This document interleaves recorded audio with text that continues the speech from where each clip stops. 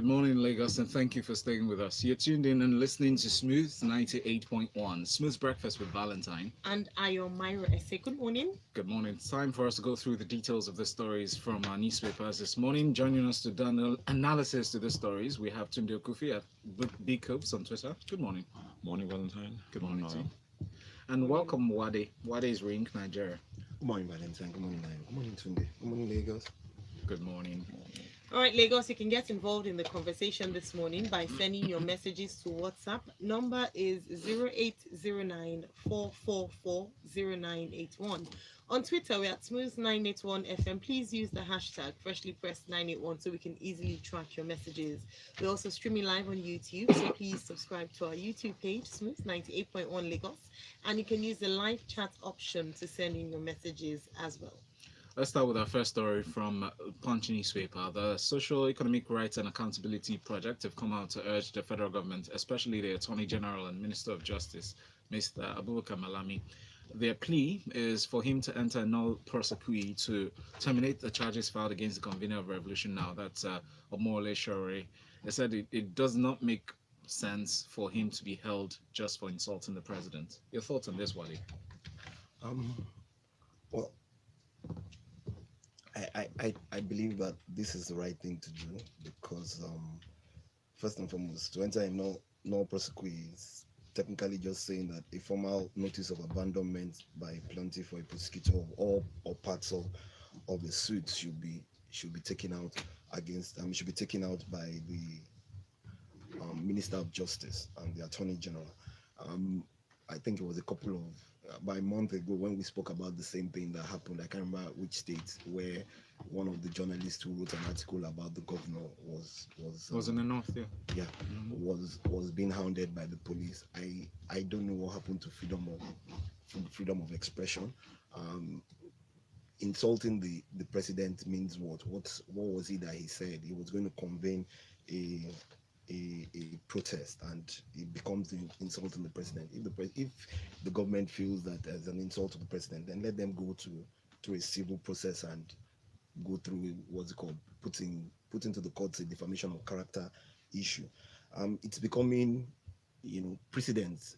When you do this kind of things, you set the wrong precedents in Nigeria, and it will always come back to haunt. Sometimes it comes back to haunt these people, and they don't think about it from that perspective. Actually, when you're in government today. So, but do you believe that? In what ways do you see the alleged politicization of the judiciary going on? Because we have examined this issue quite a while. A lot of people have expressed sentiments towards this. But in what ways do you think this has been, made true? I think the judiciary on its own itself is not standing its own ground. Why? Because the three arms of government, which are supposed to be independent of each other, seems to be all collaborating and everybody's saying the same thing. If the judiciary looks at this case, or they find this case Sowore not culpable for any other crime aside from, in quote, insulting the president, I think they should just throw out the case. So let's stop this politicization of all arms of government and everybody throwing things back and forth on the basis of a political party or an individual, and let the systems work, let the laws work. Like I said, insulting someone is called defamation of character, so you go to court for a civil case. Not necessarily, but yes, I know peculiar cases. I mean, a few things he's been accused of is treasonable. He's been accused of treason. He has I believe it's a 9-count charge against him by the federal government, and this was signed by the Attorney General of the Federation. They're saying that, so in terms of saying that, is he right or not, they're bringing a formal charge before him, and this was instituted a day before his detention order was to have expired.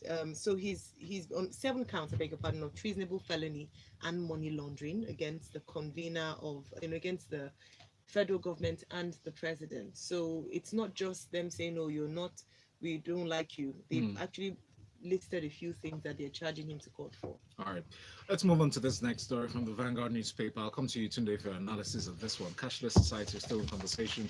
E-payment transactions has been said to rise by 8%. The value of electronic payment transactions rose by this margin in the first half of 2019. What are your thoughts on this data provided by the CBN? Okay, yeah. So CBN puts this data out from time to time, especially every year, and this is for half-year performance for this year. And over the same period last year, there has been an increase of 8.1%. So in many ways, the story is describing what we've done, and it's indicating and showing a vibrant and growing electronic payments industry, right? So things are growing. Now, it says this happened over a number of channels, and I mean, people can look at the details, but these are transactions done on ATM. These are transactions done over NIP instant payments. Me transferring from my bank account to your bank account, point of sale, online, and all of that. Up until that point, I have really no. It's a good read, right? However, where I begin to start to scratch my head is where they say the policy introduced. What they say now? So they attribute this growth, the growth in e-payment transactions, is being driven by the cashless policy introduced by CBN in 2012. So they're attributing this growth and the health of the industry to the cashless policy. And my question is, are they referring to the start-stop policy that they tried to introduce in 2012 and then called back? It to me, it sort of discredits the story in a sense, or takes in a different line, makes it look like a CBN sponsored PR piece now that they're trying to get the policy going again, and more importantly, it takes away from the many companies that have over the years invested and driven to grow, largely in spite of government help. People have invested to grow this. So to sort of appropriate that progress to some policy that has never taken off, for me, is a bit, to be honest, I think it's a bit unfair. Because the CBN governor speaks of this. Mr. Gordon Emefiele said the cashless policy is in the overall interest of the public, and also stressed that it would improve transparency in financial dealings and reduce crime. And I guess what I agree with that, to be honest. So I have no problem with the cashless policy. I do, in fact, I like the cashless policy because it will and it should achieve these things that you described: more transparency, which can encourage people to use electronic channels. However, for me, where things don't hold together is, as a whole, when you look at it in isolation, it's fine, but as a whole, our policies and our policy formulation is not coherent. Now you're introducing cashless policy, right, which is supposed to encourage and drive people to use electronic channels. Then you pair that with imposing additional taxes for the use of electronic channels. So you say you would charge 50% stamp duty. You expanding the admission of the stamp duty, and you say you will charge 15 naira for every electronic inflow into your account. You're doing something to encourage electronic transactions, and which is a cashless policy, and then you are slapping on a tariff for doing so. How exactly is that going to encourage the behavior you want? It should be the other way around. It should be the other way around. It's not coherent. It's just not coherent, and it doesn't help us. And we need to look at it and be careful that we don't. This space, like I said, has grown. Let's not implement policies that will regress the progress. To me, it's almost like the eyes are bulging at the figures that are being described, and they just want to dive in. But we should be careful that it doesn't regress the progress that's been made. Right, we have comments. Henry says Nigeria has the highest poverty rate and worst in education with how people reacted to the South African killing. You expect the government to allow Sowore to use the word revolution to set this country on fire? Sowore has also insulted a ruler in Southwest. If he's not stopped, he'll continue insulting everybody. And then we have this from Ahimie, who says this administration has institutionalized the abuse of fundamental human rights, as can be seen trickle to states where anyone critical of the government is arrested without bail. Buhari committed more actions that amount to treason during the last administration, but nobody touched him. And then Trevor Noah's Lapel Peel says you're attributing 8% growth in e-payments to a policy introduced 7 years ago. They should release stats on failed transactions on e-payment channels. That should be the data really that we could look at. All right, please keep your comments coming in, Twitter and YouTube as well. All right, thank you. Let's move to this next story from Thisday newspaper. The Petroleum Products Pricing Regulatory Agency, PPPRA, disclosed yesterday that the country's daily petroleum consumption dropped from about 61 million litres to 50.22 million litres, and they're attributing this drop to the closure of the borders. Your thoughts on this, Wadi? Maybe maybe they want us to give them a round of applause for this, but really, I don't think so. I don't think that's the reason why. And I agree with you, but I'm just trying to imagine why you think that because you partially closed the border and the petroleum, the volume of petrol that goes out has reduced means that you've done a great job. What is happening to other economic activities? The ECOWAS principles of free trade, the new African Free Trade Agreement that you've signed into place. So we wake up and we put in ad hoc measures just to check one thing, and then you close up so many other things at the same time. Yeah, rather than them put in place proper policies to manage the border and ensure that these things don't work, just deregulate the sector and let's see what comes out of it. What sector? Petroleum sector? Yeah, the petroleum sector. I mean, looking at the merits of this border closure, the reasons given, to check smuggling, nefarious activities really going through these borders, and also, to ensure more security. What would you say has been the success recorded so far? Aside from vis-a-vis the losses are higher. You think so? I think so. Aside from PPPRA claiming that the usage of petrol has gone down, more prices of goods that usually come in have increased. The average man has had to pay more for food or agricultural products, as the case may be. So at the end of the day, you don't sign an agreement, or you already have an agreement in ECOWAS, technically on economy and all, and then you wake up one morning and then you slam the borders shut. What happens to the other people? But those are the things we can see. How about the things we can't see? Like, could there be an improved security measure, or could there be an improved security experience in those border towns? Because we know that the towns have been, especially the land borders, have been prone to infiltration by foreign elements that have been tagged, what do you call them now, aliens. Valentine, let's put the policies in place, get the people who manage these things to do it properly. There's a system. You have security operatives at the border, you have security, you have customs, police, you just name them. Do your work and do it rightly. Check the things that you're meant to check. And once we put these things in place, it makes it easier. People will adhere to rules and regulations as the case may be. All right. Sounds good though. But let's hope for implementation. It's an implementation thing. A hopeful country. The next story is from the Vanguard newspaper. Tunde, this one is for you on minimum wage. Still back and forth. Doesn't seem to be reaching a conclusive end yet. Although the organized labor yesterday revealed that it will take only the personal intervention of the president, Muhammadu Buhari, to stop a planned nationwide strike over the consequential adjustments arising from the 30,000 minimum wage.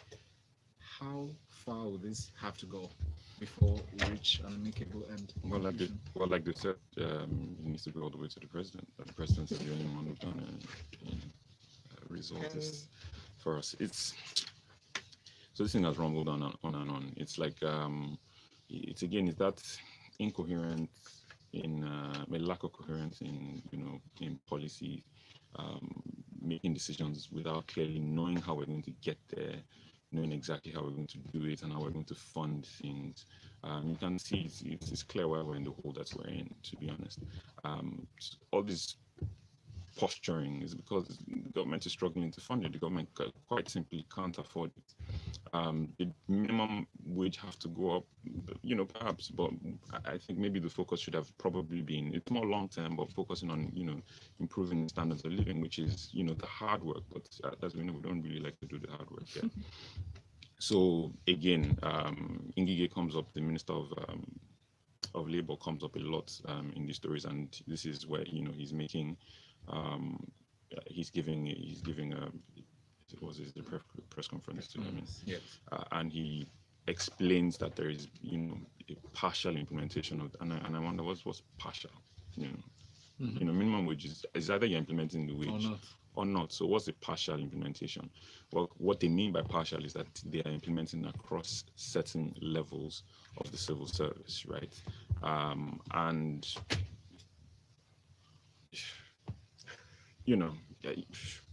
it's clear. I mean, I said we can't afford it.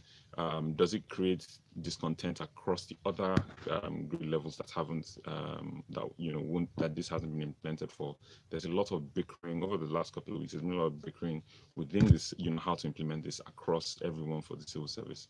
And we are where we are. Labour is saying, look, we'll go on strike. You only will take the intervention of the president.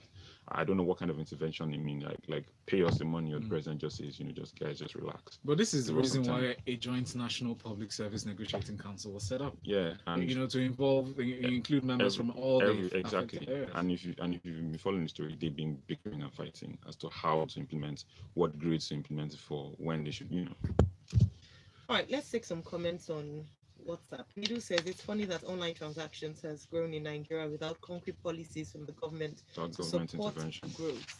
Now they want to come and cash out. My dear, you only reap where you sow. Let them sow first.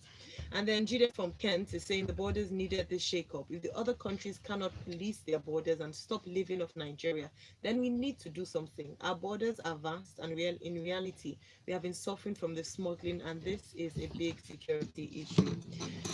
Tunde Busari says, I think the government got this right about the closure. This would help us get the real daily national consumption of petrol.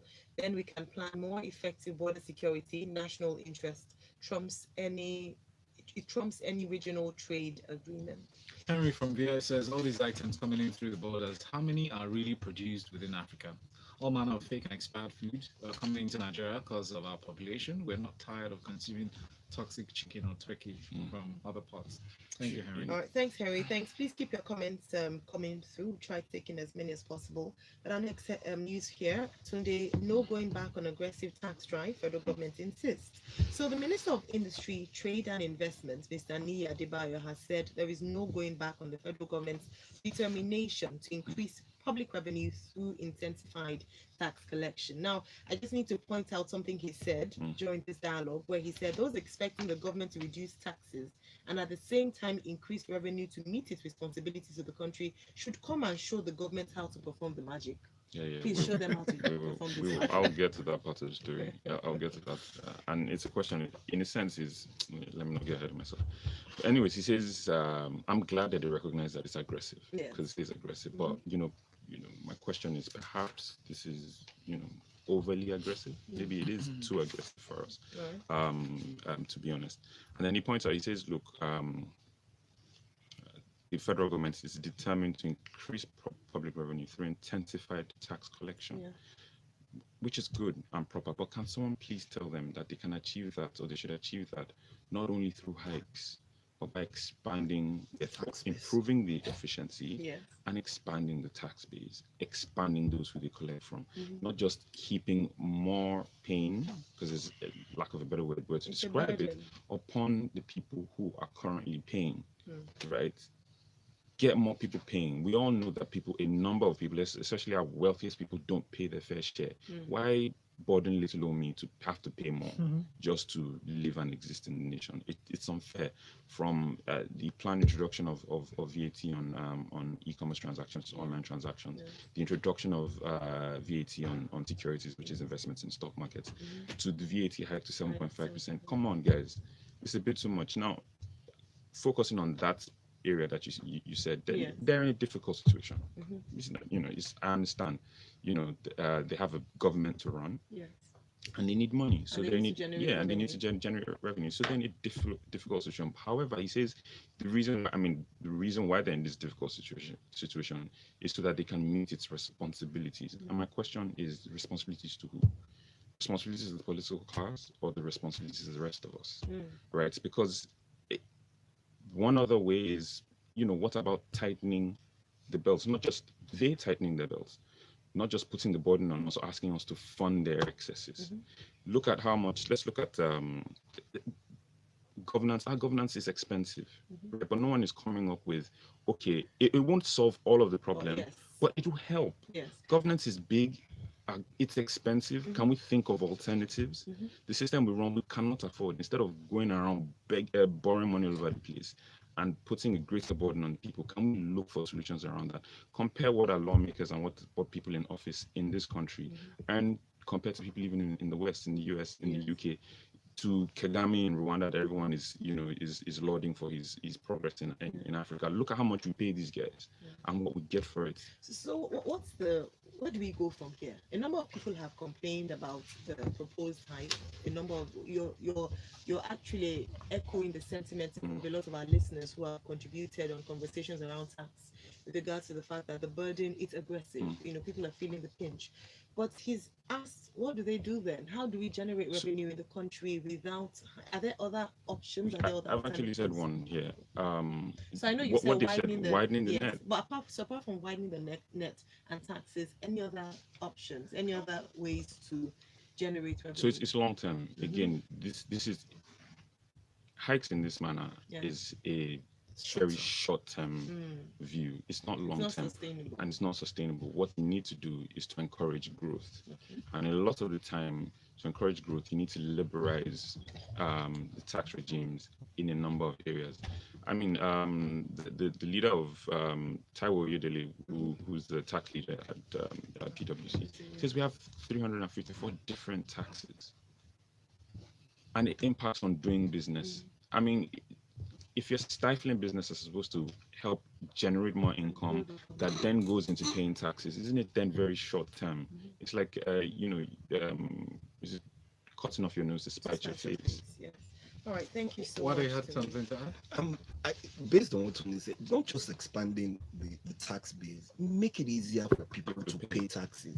Let people see the incentives of paying taxes. That's the efficiency part. Tax efficiency becomes see, if I wake up in the morning and I pay my taxes and I cannot go to a general hospital or somewhere to get just basic then it becomes very terrible. And then if you pay your taxes and you have to spend hours in traffic before the roads are bad. Exactly. All right, messages here. A very quick one. Ido from Ikwaja says, how many Nigerians can afford to pay more tax? How can you impoverish a nation and continue to put pressure on the people? You need to induce growth before you can ask people for more. It's clear to see quality in the people ruling this country. Thank you very much, Emmanuel. Operators deplore 221 billion loss in telecoms industry today.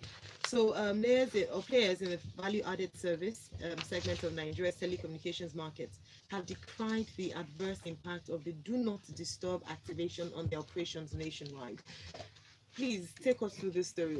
They're complaining, they're losing money. Why have they stopped DND? Please tell us what you think. It's an unfortunate incident. It's like the story of the chicken and the egg.